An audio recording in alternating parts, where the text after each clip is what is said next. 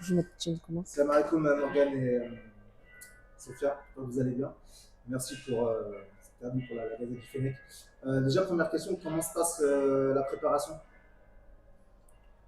Je commence. Vas-y. Allez-y. Salam alaikum.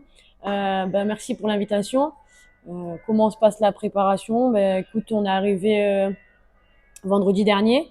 On a commencé doucement, doucement, et là, on commence à rentrer dans le réel et dans le vrai, quoi. Ça a commencé à être un peu plus dur, et voilà, quoi. Salam alaikum. La préparation, depuis vendredi, on a commencé à Alger, à Sidi Moussa. Puis là, depuis quelques jours, depuis lundi, Ouais, depuis lundi, on est à Oran et on travaille super bien. On double tous les jours et on court beaucoup aussi. Ça va pas trop dur avec la chaleur comme l'enchaînement entre Oran et Alger? La chaleur, si c'est extrêmement dur, le soleil il tape vraiment fort.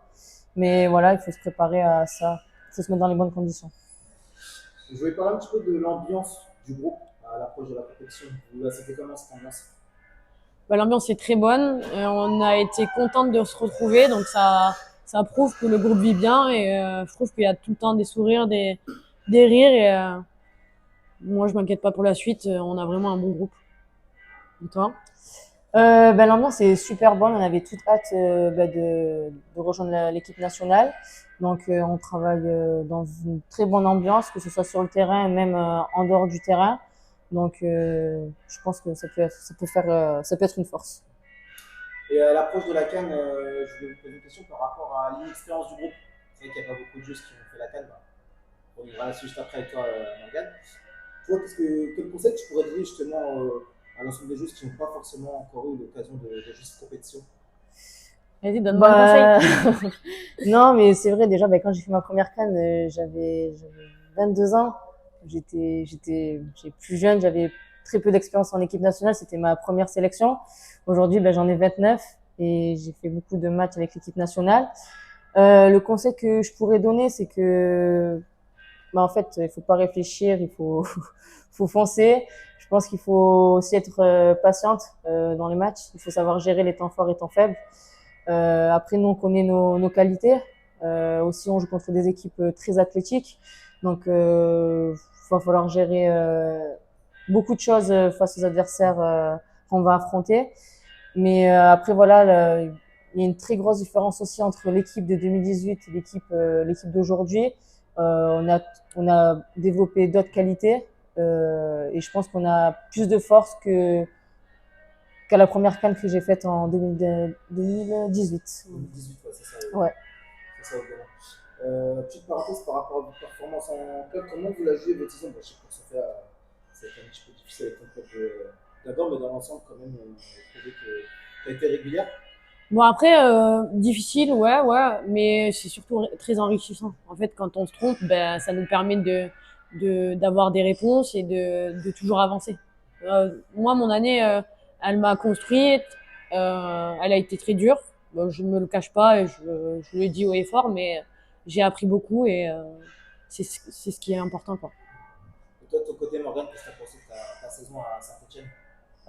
On était super bien partis avec 3 matchs d'affilée contre le Stade de Reims, FC Nantes et le Paris FC. Et ensuite, on a connu un trou noir jusqu'à la fin de saison. Ça a été dur en interne, il s'est passé énormément de choses. Voilà, c'est le football. Mais je pense que sur une saison comme ça, on a appris énormément de choses. J'ai appris beaucoup de choses aussi, parce que ça n'a pas été facile. Et après, on va dire l'objectif a été atteint, c'était le maintien. Et c'est tout ce que j'ai à dire. Après, pour revenir à la compétition qui va arriver, on avait parlé dernièrement lors d'un call avec la CAF où Souchet avait beaucoup mis en avant quand même le fait de jouer cette compétition. Parce que c'est pas forcément une compétition qui est donnée à tout le monde et en plus, représenter son pays, c'est vrai que c'est quelque chose De fort, ouais. Toi aussi, Morgane, tu as le même avis que Sophia par rapport à ça? Bien sûr, c'est une compétition. C'est pas tous les jours qu'on va jouer une Coupe d'Afrique. Surtout que là, se passe au Maroc. On va dire que c'est pas très loin de chez nous quand même.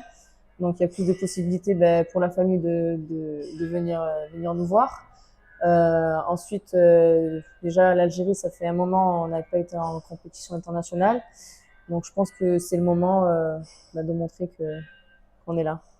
Ouais, exactement, exactement. Depuis 2018, c'est vrai qu'il y a eu un gros trou, quelques petits soucis, mais après, on va dire dans l'ensemble, depuis l'arrivée de Farid, l'équipe vit mieux et on a aussi les résultats pour avec, que ce soit ou en dehors du terrain. Oui, c'est sûr. C'est vrai qu'au niveau de l'ambiance, là-dessus,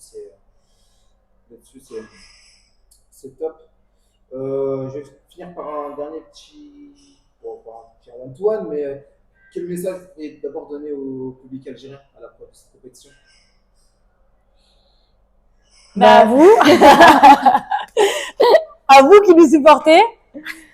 De nous encourager, d'être là derrière nous. Nous, en tout cas, on donnera tout sur le terrain.